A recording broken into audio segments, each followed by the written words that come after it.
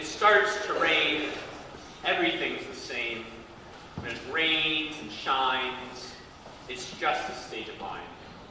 Rain, the Beatles, written by John Lennon.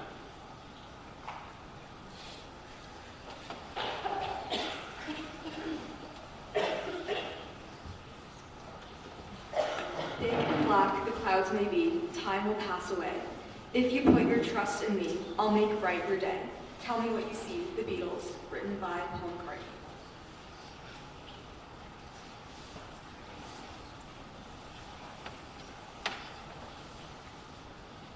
Try to realize it's all within yourself. No one else can make you change. And to see you're really only very small, and life flows on within you and without you. Within you, without you. The Beatles, written by George Harrison.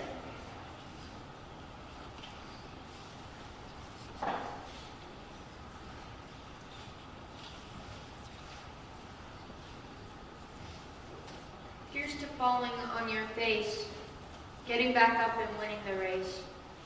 Here's to taking it to extremes, never losing faith in our crazy dreams. Here's to having no fear. Here's to right now, right here. Here's to the nights, Ringo Starr.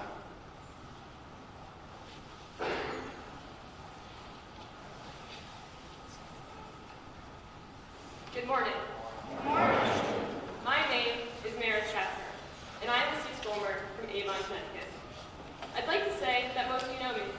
You've likely seen me sitting in Fern, or you've heard kids say my name before I make a yearbook announcement. I'm often found helping other students with math, or staying as late as possible on most nights in Cushing.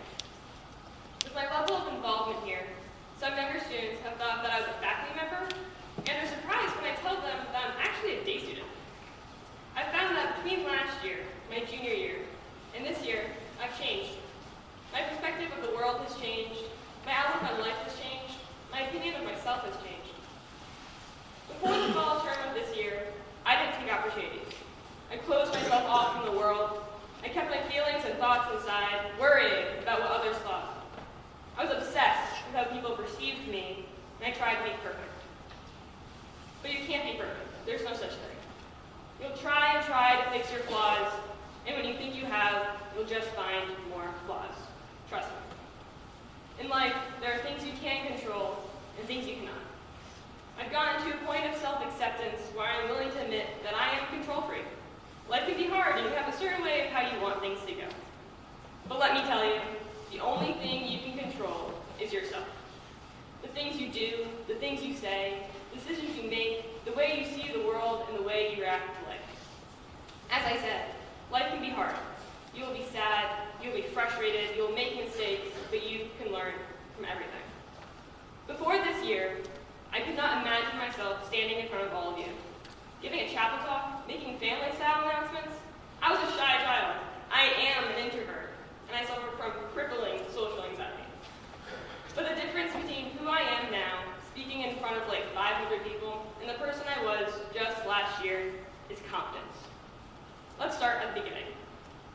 As a young child, I was carefree and spontaneous. My elementary school had only about 100 students per grade, so everyone pretty much knew each other. And being innocent and friendly children, no one was excluded or ostracized. Everyone got along and played together, as children do. As we grew older, the class size increased to over 200, groups naturally formed. I realized I had very few friends in 8th grade. Somewhere in those years, my closest friends were popular, leaving me behind. My 2 childhood friends had moved away, so at the beginning of 8th grade, I was forced to find new friends. In my science class that year, out of probably 25 students, my one friend was the boy I sat next to, who I knew from Hebrew school, and I didn't spend time with him outside class. But the girls in that class were kind of brutal. They never bullied me directly, but they actively tried to leave me out of everything. I was friendly to them. I even invited most of them to my bat mitzvah the previous year. But whenever we had a group project, they were quick to make a group before I could even ask. You know that at every school, there's always a group of outcasts, but they're not excluded because they make a group of themselves? My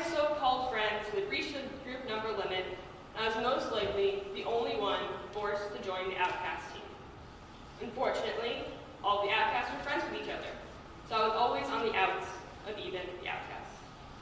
This gradual loss of friends coincided with my loss of confidence. When I was younger, I loved to dance and sing. I participated in ballet and piano recitals, school choirs, class plays. I was always eager to perform. If you hadn't noticed, I've never performed here. So what changed, you might ask? To be honest, I'm not entirely sure.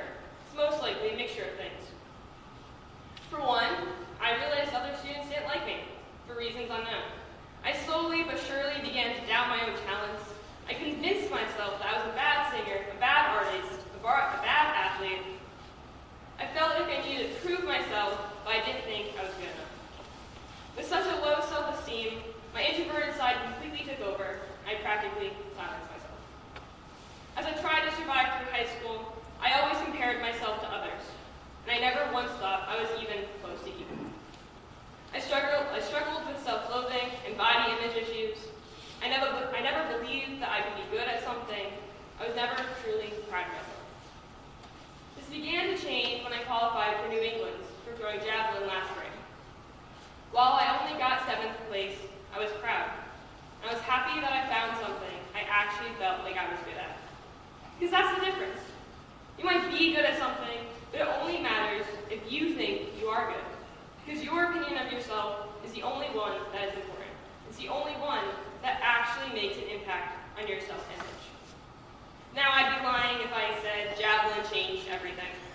Because when my 6th form year started, I was still not confident in myself. As a sole leader of yearbook, I was uneasy about making announcements, which I knew I inevitably had to do. I remember my first couple. I was nervous, my voice shaked, my hands were probably sweating, my mind racing. Am I talking loud enough? Am I talking too quickly? Are people listening? Do I sound annoying or rude? But with each one, it got better. I told myself that they were just practice for future public speaking, including this chapel right now. I began to gain confidence in myself while I slowly stopped caring how others saw me, how others thought of me, because no offense, but your opinion of me means nothing.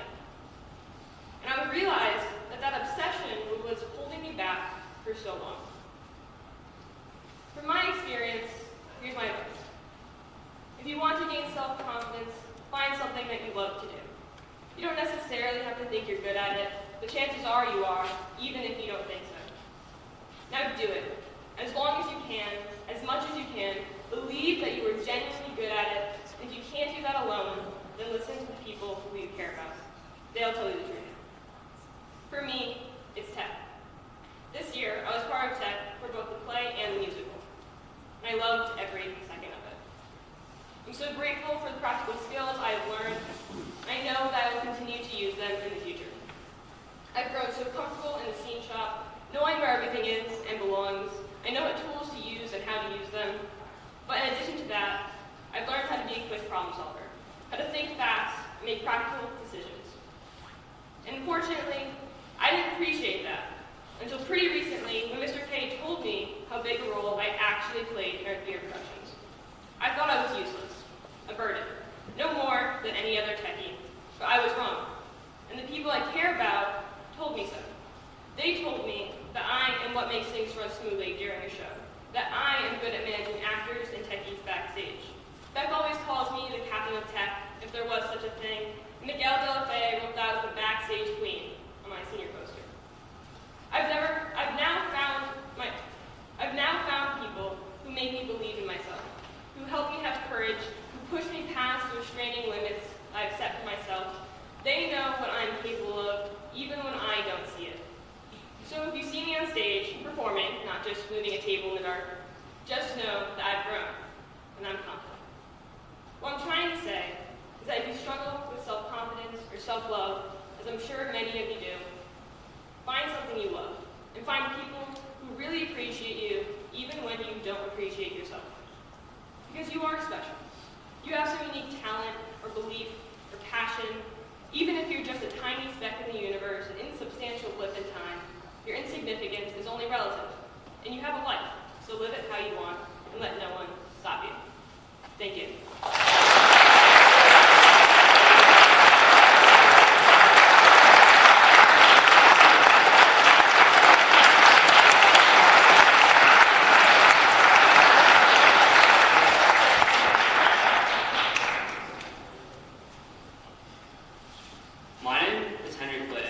I'm a fourth former. I'm here to raise funds and awareness for my effort called Chapman Do, which supports a children's home in Nepal. I was raised in this orphanage until I was adopted by my family in the U.S. The home currently takes care of 53 children, all of which receive an education except for 7 young children who do not yet have sponsorship. In addition to sponsorship, funds are needed to provide each child with necessities such as mattresses and blankets. With your help, I hope to raise enough money to support the children's home through today's offertory. Please donate through the @Westminster-Martletts Venmo page or in cash as you leave the chapel today.